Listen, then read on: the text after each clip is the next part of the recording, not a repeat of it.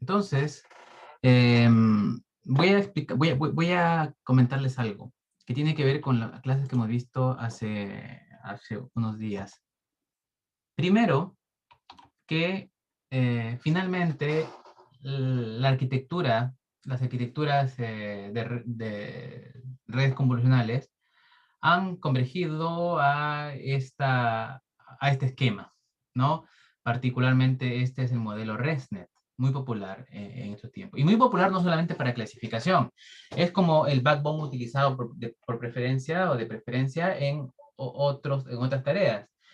Es importante entender que esto de aquí es una arquitectura que al final tiene un head, una cabeza que clasifica. Yo puedo utilizar alguna parte o la última parte de esta red para hacer otras tareas, como buscar por similitud, como detectar objetos, como segmentar imágenes. Finalmente, toda esta maquinaria que ven aquí es un extractor de características. Y al final lo que tengo es información relevante para un problema específico. Ok, entonces es importante entender qué es lo que aprenden estas capas, porque acá hay capas ocultas que deben aprender algo. Y yo les dije que según el trabajo de Hubel y Wiesel, mmm, el modelo biológico en sus primeras capas procesa información de bajo nivel y mientras va aumentando digamos, el nivel de las capas, vamos a ir obteniendo información más semántica, información que requiere la combinación de los otros niveles. Entonces, guiado por otro problema en realidad, que ya se lo voy a comentar, el año pasado comencé a trabajar con uno de mis estudiantes en ver la capacidad de estos módulos entrenados, estas arquitecturas entrenadas, ver su capacidad de que se puedan utilizar para otros fines, sin necesidad de volver a entrenar estos modelos.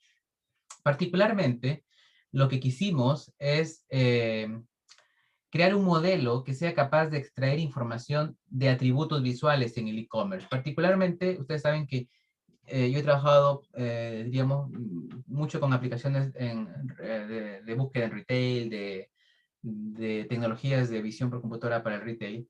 Entonces, ahí un problema típico es que muchos de los objetos no están bien etiquetados. Pues hay que etiquetar, hay que ponerle el color, hay que ponerle el tipo de prenda, por ejemplo, la textura que tiene el material, en fin. Pero entrenar un modelo específico para un conjunto limitado de clases no escala porque normalmente uno no tiene un conjunto limitado de clases, sino que puede tener otras clases. Y lo otro es que entrenar un modelo requiere datos de entrenamiento y, no puede, y el estar etiquetando datos para ciertas clases o si se agrega una clase más, reentrenar el modelo, como que es impráctico. Entonces dijimos, ¿por qué no reutilizar información de una red? Y nuestra hipótesis fue que hay capas intermedias que son capaces de extraer cierto tipo de información visual. Y comenzamos a estudiarlas y llegamos a resultados interesantes. Para eso, eh, entendimos la arquitectura de ResNet como una arquitectura que se divide en 5 bloques. El bloque 1, que es un bloque que no utiliza los shortcuts, que es el bloque inicial. El bloque más cercano a la imagen, que es el que hace la convolución y el pooling el max pooling. Y luego llega el primer bloque que contiene módulos residuales. Bueno, aquí esquemáticamente en cada bloque hay 2 módulos residuales, pero eso es esquemático. En la práctica, ustedes ya han visto que conforme avanzamos hay más, particularmente el bloque 4 tiene más, tiene 6 en la ResNet 50. Entonces, dijimos, es costoso ir, por ejemplo, por las 50 capas evaluándolas. Entonces, mejor lo que vamos a hacer es analizar los bloques. Al finalizar un bloque, ustedes tienen información en forma de un tensor, ¿sí? En forma de un tensor de alto por ancho. El alto por ancho en el bloque 2 es mayor al alto por ancho en el bloque 3, porque acuérdense que mientras avanzo, la resolución se va disminuyendo. Pero al contrario, el número de canales, mientras voy avanzando en el tensor, va aumentando. Entonces, por ejemplo, en el primer bloque, la cantidad de información que sale es harta, 64 canales, y el alto por ancho vimos que era como, aquí tengo la estructura, en el primer bloque 56 por 56. O sea, tendría, si yo linealizo el vector, tendría 56 por 56 por 64, un valor bastante alto, ¿no? ¿Cuánto sería esto? Entonces, la salida del bloque 2, 56 por 56 por 64, nos da 200.704. Entonces, la salida de este bloque 2, que es el bloque rojo, este de aquí, bloque rojo, es 200.000, ¿no? Entonces, hay mucha información ahí, y utilizar esa información en un problema, o sea, porque uno puede linealizar la salida, el tensor lo puede convertir haciendo reshape, flatten, en un vector. Ese vector era de alta dimensionalidad, muy grande, entonces usar un vector de ese tamaño iba a ser, diríamos, ineficiente. Y dijimos, hagamos una estrategia más simple, y ojo que uno podría utilizar ahí un algoritmo de proyección, de reducción de dimensionalidad, pero no, quisimos hacer algo más simple. Lo que hicimos es agregar un módulo de Global Average Pooling. Entonces, el módulo de Global Average Pooling lo que hace es, cada canal lo colapsa a un valor. Entonces, cada canal en ese caso 56 por 56, generaba un solo valor. Y por lo tanto, por cada canal tenía un valor, y si tengo 64 canales, el vector de salida ahí era de 64. En el otro bloque, el vector de salida aplicando Global Average Pooling es 128, 256 y 512. Eso fue como los tamaños que obtuvimos. Y comenzamos a analizarlos, a ver qué información detectaban, incluyendo también el bloque 1. El bloque 1 también reducíamos su tensor, ¿no es cierto? Es de salida, y me da un vector de 64 porque tenía 64 canales. Y hicimos dos pruebas. Uno con un atributo básico, esencial, que es el color. ¿Ok? Queríamos saber cuál de las capas era a que discriminaba mejor el color. Y para eso, Andrés Baloyan, que fue con quien trabajamos, creó un dataset de 1000 imágenes agrupadas en 10 colores diferentes. El rojo, el negro, el azul, y en fin.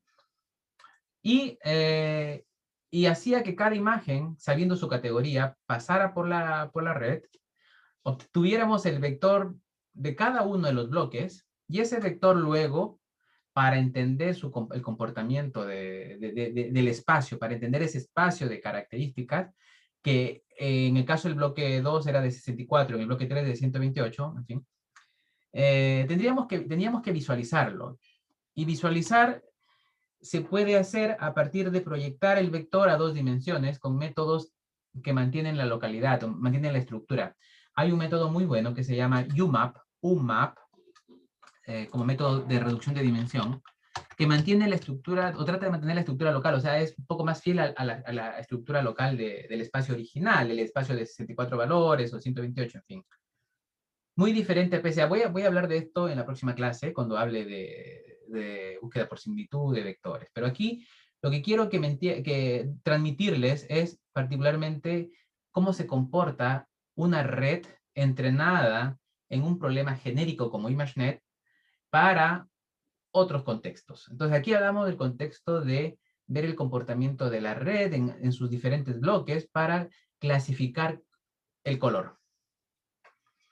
Y aquí visualizamos, aplicamos técnicas de visualización, y nos dimos cuenta, bueno, cada colorcito indica el color correspondiente, y nos dimos cuenta de que este es el bloque 1, el bloque 2, bloque 3, bloque 4, bloque 5. El bloque 2 es el que visualmente representaba mejor agrupamiento. Aquí están los verdes, de hecho los verdes y los amarillos están separados y están lejos de los rojos, ¿no? O de los naranjos, los negros por acá con el café, el azul y el morado por acá están los rosados.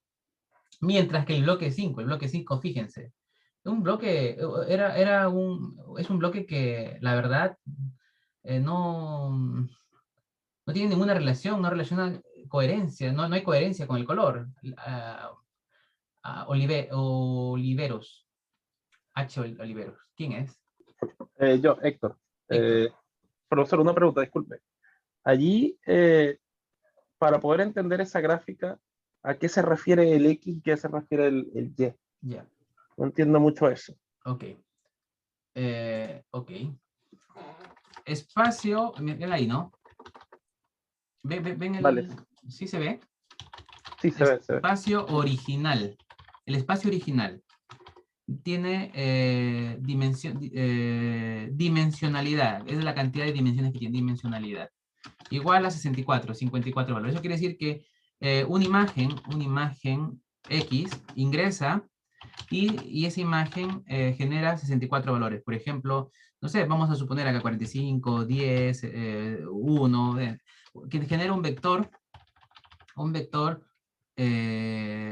puede ser negativo también, un vector con 64 valores. Cada uno de los valores indica algo, Semánticamente no sabemos lo que indica, pero indica algo. Por eso se llama vector de característica. Esto se llama vector de características. ¿Ok? Entonces, si yo ingreso imágenes rojas, todos tienen su vector. Pero yo quiero entender el espacio, quiero ver ese espacio. Ese espacio no lo puedo ver en 4 dimensiones, en 5 dimensiones, posiblemente en 3 sí, puedo generar un gráfico tridimensional. Pero no lo puedo ver en altas dimensiones, no puedo graficarlo, no puedo poner 24 o 64 valores en la pantalla, ¿no es cierto? ¿Cómo se hace para verlo? Para verlo se hace una proyección. Las 64 dimensiones se proyectan a 2 dimensiones. Entonces, esta proyección, hay algoritmos para hacer esto. Esa proyección, por ejemplo, tiene que ver con métodos de reducción de dimensión, de dimensionalidad. Dimensionalidad es la cantidad de dimensiones, ¿no? Dimensión se dice a cada una de las dimensiones, la diferencia. Hay métodos de reducción de dimensión. Por ejemplo, muchos conocen el PCA, Principal Component Análisis de componentes principales. Pero ese método no es bueno porque ese método no mantiene la estructura local. Y hay métodos que preservan la estructura local. ¿Qué es la estructura local? La estructura local es, por ejemplo, si el punto X está junto al punto Y en el espacio de 64 dimensiones, en el espacio de 2 dimensiones también debe ser igual, deben tener los mismos vecinos. Entonces, aquí hay un método llamado UMAP, que es el método del estado del arte para aplicar esto. Entonces, nosotros proyectamos aquí las 64 dimensiones de cada vector a 2 dimensiones. Entonces, aquí resulta que aquí tengo el XY, las coordenadas XY, que representa este vector grande. Este vector grande puede ser de más tamaño todavía, o de menor tamaño, pero finalmente esa alta dimensionalidad la proyectamos a 2 dimensiones. ¿Para qué? Solo para efectos de visualización. ¿Ok? ¿Alguien levantó la mano o no? ¿Estamos bien? Héctor, ¿todo bien, Héctor? Sí, sí, todo bien, ya la bajé, ya la acabo de bajar. Ya lo entendí. Gracias. Gracias. Bien. Entonces, visualmente se ve que la información, el espacio del bloque generado por el bloque 2 es un espacio bueno, ¿no? Separa bien los colores. Bueno, eso visualmente, pero hay que medirlo. Entonces aplicamos algunos algoritmos que me miden los clústeres que se forman, ¿no? Esto de aquí permite formar clústeres y los clústeres que se forman en el espacio 2 es mejor. Y hay técnicas para medir qué tan bien se forman los clústeres. Acá hay dos métricas que usamos y esas 2 métricas claramente indican que el bloque 2 es mejor. ¿Y cuál es el bloque 2? El bloque 2 es el primer bloque que tiene residuales. ¿Mm? Ese es el mejor método que se demostró aquí para el color. Y cuando hicimos una visualización mostrando las figuritas, por ejemplo, dónde se ubicaban en el espacio de 2 dimensiones cada una de las fotos que teníamos, justamente los agrupó por color. Acá están los verdes, los amarillos, los naranjos, los azules, los negros por acá. ¿Ven? Esa es una gráfica generada con otro método, con otro método de visualización. Pero que utiliza los mismos vectores, los mismos 64 vectores que se proyectan a 2D. ¿Sí? Entonces, ¿qué concluimos? Que el bloque 2, un bloque cercano al inicio, es bueno para el color. Entonces dijimos, hagamos ahora otra prueba con un atributo un poco más complicado, como el caso de las texturas. El caso de las texturas también siguió la misma metodología. Andrés creó un dataset de 1000 diferentes categorías de texturas.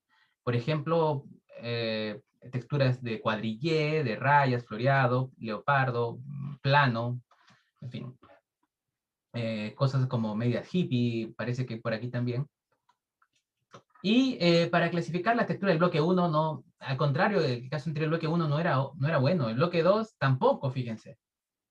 El bloque 3, el bloque 3 pareciera que, bueno, claramente se ve que es mejor que el resto, pero pareciera que tiene, diríamos, es promisorio, ¿no? El bloque 4, que ven aquí, es el que mejor se desempeñó. Fíjense cómo los grupitos del grupo, el bloque 3 confunde acá o cohesiona en las clases como las flores, o por acá los cuadrillé posiblemente, o los leopardo. Mientras que el bloque 4 lo separa, fíjense aquí, lo separa. Y posiblemente aquí hay una intersección de amarillos porque posiblemente sean texturas, de hecho vimos que eran texturas muy complicadas que tenían como que de los dos, ¿no? De los dos matices. Y el bloque 5 no era bueno para las texturas. Eh, Cuantitativamente también medimos ese desempeño y notamos que el bloque 4 era el mejor. Y cuando graficábamos los resultados, notamos que justamente aquí, independiente de qué tipo de prenda es, lo que le importaba eran las texturas. Hasta había calcetines cuadrillé, chaquetas o, ¿cómo se llama? Chalecos de cuadrillé. Aquí, esto era como texturas, no, esto era como cuadrillé, pero diamantes, ¿no? Cuadrillé es el de izquierda, es cuadrillé, esto de aquí es como diamantes, como rombitos. Esto es como líneas, esto es como leopardos por acá, cosas planas. Fíjense que aquí, independiente del color, todo es plano, no hay patrones aquí. Esto es como plano, pero con otros matices, ¿no? Negro, rojos. Acá están como los grisáceos, o con texturas de ese tipo. Aquí están como, bueno, no se logra bien, pero cuando uno extiende esto, ve que hay texturas tipo, que da la semejanza de cuero o brillante o con lentejuelas. Aquí están los floreados, por ejemplo. Entonces, nos dimos cuenta de que realmente hay un comportamiento jerárquico en esta red. Y tiene sentido que en este modelo el, el color se represente o esté representado más por un nivel inferior que la textura. ¿Por qué? Porque la textura es un atributo más complicado, más complejo, ¿no? La textura se basa en colores, las texturas son patrones, o sea, tiene mayor semántica. Y esto que acabo de explicar tiene mucha relación con lo que le expliqué la clase pasada, con el experimento de Hubel y las células simples y complejas. Entonces decimos que el bloque 2 tiene células simples, asociadas a bajo nivel, porque el color es información de bajo nivel. El color se puede representar con diferenciar las intensidades en el RGB, es de bajo nivel. Un color se determina mirando un píxel, no mirando sus vecinos, mientras que la textura no puede determinarse por el píxel, se tiene que determinar por la vecindad, por cómo varían los patrones en la vecindad. ¿Se dan cuenta? Entonces, las texturas tienen más semántica. Y es lógico que un bloque más profundo funcione mejor. Eso es la conclusión. Y eso es lo que presentamos en un workshop en CBPR 2021 aquí este año. Mi pregunta es, ¿por qué creen que el bloque 5 no funciona mejor para texturas? ¿Por qué creen que el bloque 5 no tiene un buen desempeño para texturas? O sea, tiene un desempeño mejor que tal vez que el bloque 1 y bloque 2, pero ¿por qué no mejor que el bloque 4? Voy a repetir, mientras van pensando, voy a repetir esto, el esquema. A ver, es una red neuronal entrenada en ImageNet. Una ResNet 50 que se entrenó en ImageNet y luego lo evaluamos en otro problema, en problemas de color, de texturas. Nunca se entrenó esa red para clasificar texturas ni colores. Nunca entrenamos la red, simplemente obtuvimos la salida de cada bloque y evaluamos. Ahora, entonces, la pregunta que alguien quiso responder es, ¿por qué creen que el bloque 5 no funcionó mejor en texturas?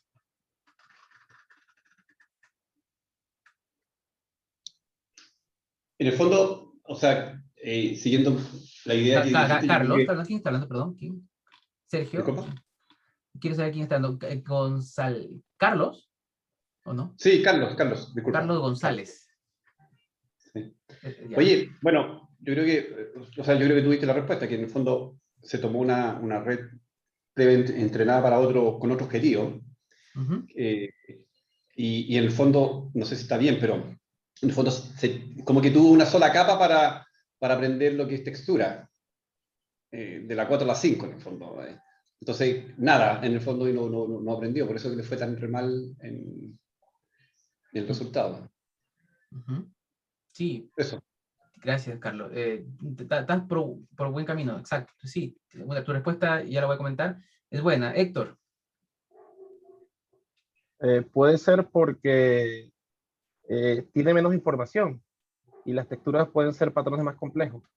no, pero el bloque 5, a ver, la lógica es que mientras la lógica es mientras que aumentes la profundidad, o sea, el bloque 5 es más semántico, tiene más información que el bloque 4, ¿ya?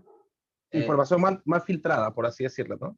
Sí, claro, información filtrada, sí, obviamente, el bloque 5 tiene información filtrada del bloque 4, pero recibe información del bloque 4, Claro. pero no es bueno para el tipo de información que sí es bueno el bloque 4.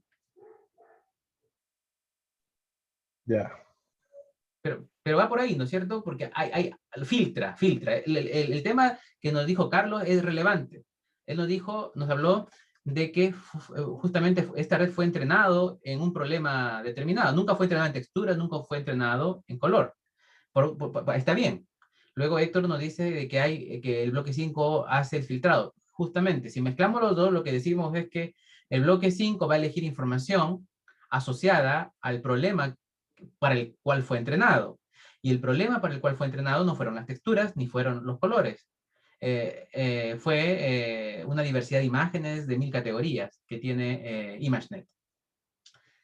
Eh, entonces tiene sentido que el bloque 5 no funcione bien en textura, siendo el último bloque, porque mientras las respuestas que dieron ambos son válidas, gracias, mientras ustedes lleguen al último bloque, el último bloque va a filtrar la información y se va a centrar en optimizar su contexto, es decir, si estoy clasificando animales, el bloque 5 va a ser bueno en clasificar animales, pero no va a ser bueno en texturas, porque nunca, o sea, el objetivo no fue que diferencie texturas.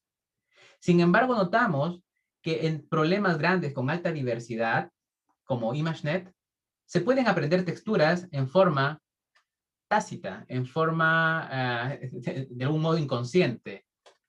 ¿Sí? ¿Por qué? Porque las texturas son parte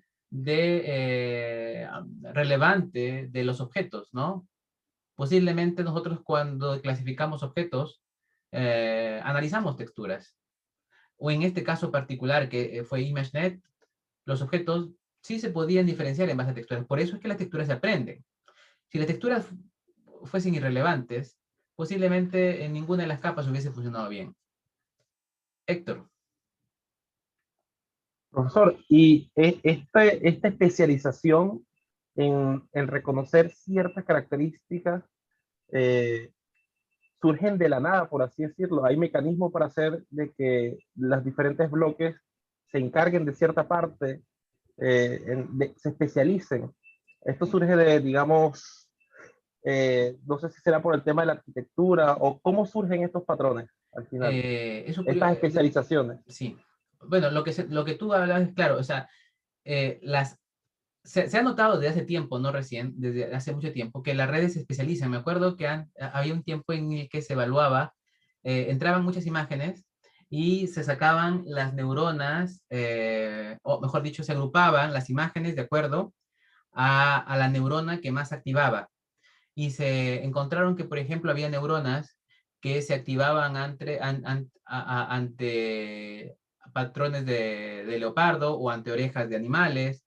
De hecho, me acuerdo que con un estudiante hace un tiempo investigábamos, por otro lado, pero dentro de su investigación justo evaluaba el tipo de información que las neuronas se especializaban y evaluando en un experimento con animales. Y había, curiosamente, neuronas que se especializaban en las orejas de los animales, otros en el contexto, otros en la cola, en fin.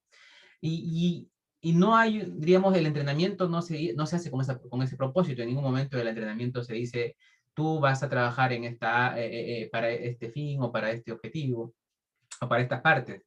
Esto es parte de la jerarquía de entrenamiento. Es decir, nosotros entrenamos de manera de que tengo información inicialmente de alto nivel, perdón, de bajo nivel al inicio, bajo nivel, cerca a la imagen, y eso va pasando al siguiente nivel, al siguiente nivel, al siguiente nivel. Entonces ocurre ahí un filtrado, como bien lo dijeron, ocurre un filtrado. Y ese filtrado hace que mientras avancemos, la información que se va aprendiendo tenga mayor semántica, o las capas subsiguientes aprendan patrones más complejos. Pero eso es natural de las redes, no es que alguien puso ese objetivo. Entonces, un comportamiento natural de las redes convolucionales es esto que acabamos de ver. Vale, entendido. Gracias. José Manuel, tengo Sí. una pregunta más conceptual. ¿El fine tuning y el transfer learning es lo mismo en términos prácticos? En términos prácticos, sí, porque el fine tuning, después Matías, ahí lo tengo en mente, Matías. El fine tuning tiene que ver con tunear la red a un problema, diríamos, tengo una red determinada, esta red, y lo quiero afinar para que funcione bien solamente en cierto tipo de objetos. Entonces parto de una red entrenada y la afino. Pero ese afinamiento, ese fine tuning, se hace con un conjunto de pesos ya aprendidos. Ese conjunto de pesos aprendidos se llama transfer learning o transferencia de lo aprendido. Así que en términos prácticos es lo mismo. Claro, porque en una de las tareas, o sea, en uno de los códigos que tú tienes por ahí parece, claro, parece que tú estás cargando con los test Farroco, estáis cargando pesos preentrenados. Como que habías dejado la red, lo que yo entendí recorriendo, lo que habías dejado la red con un entrenamiento, no sé, y lo explicaste parece la clase pasada, lo habías dejado preentrenado, guardaste los pesos para que después continuaras entrenando a partir de esa... No, pero de eso esa no es transfer learning. Eso simplemente es porque, no, eso es allá. si te quedaste pegado en... No, el transfer learning es que tú transfieras lo que aprendiste en un problema hacia otro problema. Ya. No, yo pensé que era fine tuning, eso que estábamos haciendo, así como que ya llegamos hasta aquí y ahora la vamos a tunear. Pensé No, no, que no, no, no. El fine tuning es el hecho de hacer que la red se afine a un contexto particular. Y en la práctica es lo mismo, porque se afina a un contexto particular a partir de cierta información. No, Genial. el hecho de que yo tenga una red y deje y luego siga, eso simplemente es porque se te puede haber caído la red o sea, el cómputo en algún punto y tú Dale. quieres partir de algún punto. Eso no es transfer learning, no transfieres lo aprendido, estás Ya. en el mismo problema. Y tampoco estás tuneando ahí porque estás en el mismo problema. O sea, estás resolviendo el problema en el que estás nada más. Dale. Nada más. Ya. Me queda Matías, claro. Gracias. Matías, levantó la mano Matías, pero no le escuchamos. Sí, ¿me escucha? Ahora sí. Sí, buenas. Lo que pasa era que, pero eso significa que, bueno, es que también el profesor, para contextualizarlo, igual el profesor Iván, como que nos enseñó como de esos transfer learning que me enseñó mi compañero, y ocupaba un programa así, o sea, colándonos no sé, creo que era ResNet, colándonos de la ResNet, podíamos hacer otro programa que detectara objetos o cosas. Pero ahora que me dice que este programa más es bueno para detección de objetos, pero no podemos detectar bien texturas y colores, ¿qué alternativas hay para poder hacer lo mismo? ¿O nosotros tenemos que hacer un No entendí, dataset? no entendí. A ver, a ver, lo que dijimos que tengo esta arquitectura, y esta arquitectura entrenada en ImageNet es buena para extraer colores si uno accede al bloque 2. O sea, le dice de la red, dame la información del bloque 2. Y el bloque 2 te va a decir, si tú comparas la información de una imagen extrayendo el bloque 2 con imágenes que tienes en un catálogo que están etiquetadas, resulta que si la imagen era roja, la de entrada, y mide la distancia con los rojos, te van a dar distancias pequeñas. O sea, lo más cercano que va a tener ese objeto son los rojos, porque la imagen es roja. Entonces tú puedes clasificar el input como rojo porque en la vecindad tienes rojos. Vale, vale. Sí. O Eh, sea, y si quieres clasificar texturas y tú tienes un conjunto de imágenes de diferentes texturas con etiquetas, la textura A, B, C, D, como lo tenemos en los ejemplos ahí, entonces, y viene una nueva imagen que tú no sabes su textura, tú lo puedes hacer sacando información del bloque 4, yendo al espacio el vector de características del bloque 4 y comparando en ese espacio cuáles son los objetos más cercanos a esta nueva textura. Y si la textura era una textura de cebra, las cebritas te van a salir alrededor de y tú vas a decir, esto de aquí se parece a la textura de la cebra. Eso es. Entonces, este modelo sí sirve para detectar color y textura, pero no como clasificador, o sea, no como clasificador que tenga neuronas que te dicen color rojo, verde, no. Esto se llama representación. El vector de características que se extrae de cada bloque es una representación y tú puedes usar esa representación para hacer búsquedas por similitud. Lo voy a explicar en la próxima clase mejor lo de búsqueda por similitud. Pero lo que quería darles a entender ahora es que esta pequeña arquitectura sirve para extraer color a través de sus primeros bloques y sirve para extraer texturas a través de sus últimos bloques.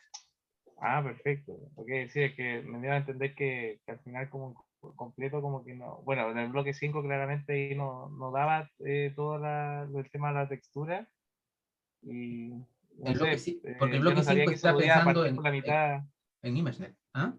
¿Perdón? que yo no sabía que esa red la podemos traer por partes también, o Sí, sea, pensaba que se ocupaba como un todo. sí. De hecho, tengo un código aquí. Um, Cristóbal, Sí. ¿podrías partir la clase práctica mostrando el código de Visual Attribute y explicándoles cómo se extrae la información? ¿Tienes eso? Sí, sí, lo tengo. ¿Sí? Cristóbal, en la primera parte, lo que va a hacer es explicar cómo usamos una red preentrenada como ResNet para poder hacer clasificación de imágenes. De hecho, tenemos un repositorio aquí, creo que no se las pasé todavía, pero lo pueden ocupar, Visual Attributes, donde hicimos este experimento.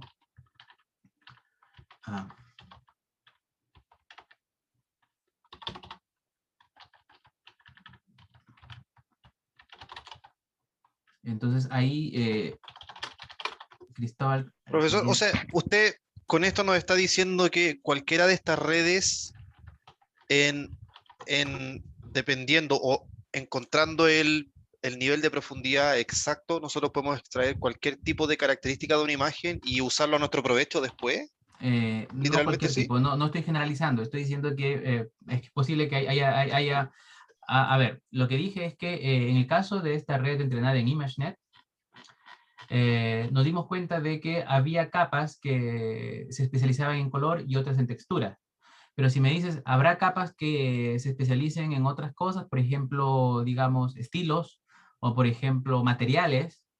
Habría que investigar. De hecho, es lo que estamos haciendo ahora, investigando si podríamos sacar más capas. ¿Y de qué depende? Depende si esa información era relevante o no para el problema en el que se entrenó.